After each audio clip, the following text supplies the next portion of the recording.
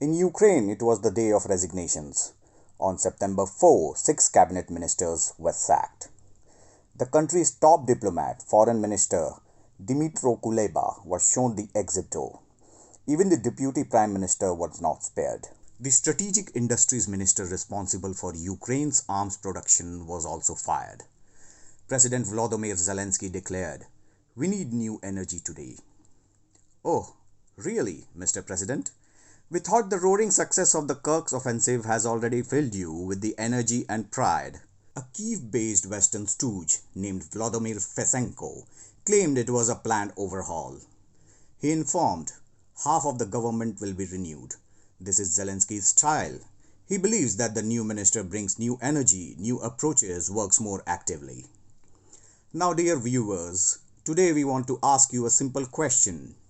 Had Kursk's offensive been an astounding success, as claimed by many in the West, would the Zelensky regime fire so many ministers in one go? The mass firing reeks of only one conclusion. The Kursk offensive is collapsing fast and Zelensky now needs scapegoats. You see, the West, especially US, has pumped billions of dollars into Ukraine.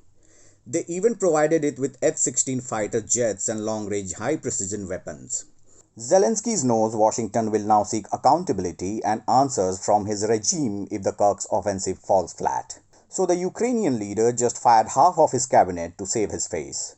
Now he can proudly go to the US and claim we lost because of those incompetent ministers and all of them have been weed out. So smarts of Zelensky, right? Earlier he had fired the commander of the country's air force after an F-16 warplane that Ukraine received from its Western partners crashed during Russian bombardment. Later, a Ukrainian law minister claimed F-16 was downed by the Patriot air defense system.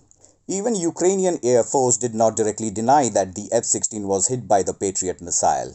This was a massive blunder for which Washington must be seething in anger.